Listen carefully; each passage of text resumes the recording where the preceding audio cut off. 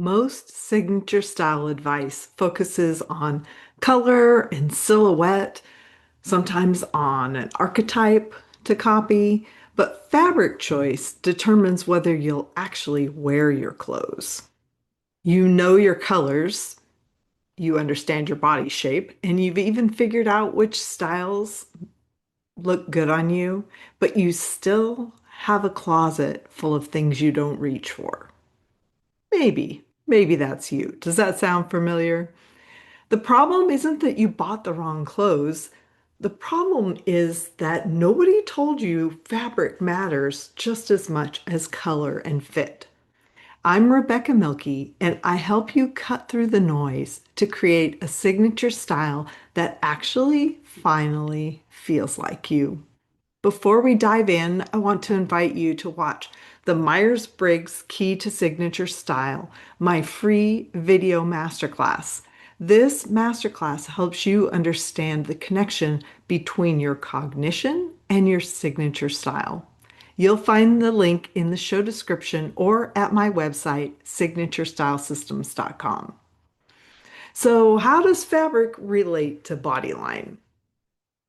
This is interesting. A number of years ago, I stumbled onto this diagram mapping Myers-Briggs types to somatotypes. So, somatotypes were developed by William Sheldon in the 1940s, and they're classifications of human bodies into like mesomorph, endomorph, ectomorph. I'll put this image that I found in the article that goes along with this episode, and you can find it on my website. Um, it's interesting the like extroverted, intuitive types sort of cluster towards the middle, and then I think the extroverted sensing types are more towards the mesomorph. And anyway, uh, yeah, if you think if that sounds interesting to you, email me at hello@signaturestylesystems.com. Um, I'd love to hear from you, and I'll send you the diagram if you don't find it on my website. So, anyway, one way to discover which fabrics work best for you is through analyzing your body's inherent lines, which is connected to what I was just talking about the different body types. So Carla Mathis, my mentor, in her body line work, which is right at the beginning of her book, and I think one of the more challenging concepts to start with. But she teaches that fabric choice should relate to your physical structure. So here's how that works. If you have straight lines and obvious bones, then you need fabric with enough body to hold a shape. So that would be taut to medium taut fabrics, like some examples would be gabardine, twill, crisp wool, or canvas. It can be anything that's stiff enough to hold a line. And remember, her book, The Triumph of Individual Style, was written in the 90s, and fabrics have changed a lot since then. Now everything almost has stretch in it. So anyway, the second body type would be if you have taut curves with obvious muscles, you want medium taut fabrics that have some stretch. So those would be like cotton, or I mean, they don't have to have stretch, but medium taut to medium drape. Let's put it that way. Cotton, flannel, stretch denim, substantial knits, velvet, those are some examples. And then if you have soft curves, you need medium drape to fluid fabrics that create natural folds and movement. So, like Tencel with its weight and drape is lovely. And those would be like fabrics that move with you rather than against you. So the key insight is your body's structure isn't fighting the fabric, they're working together. Couple other notes, you can have different body structures in different parts of your body. This is really common. There's a lot of people who have, the rest of their body is either more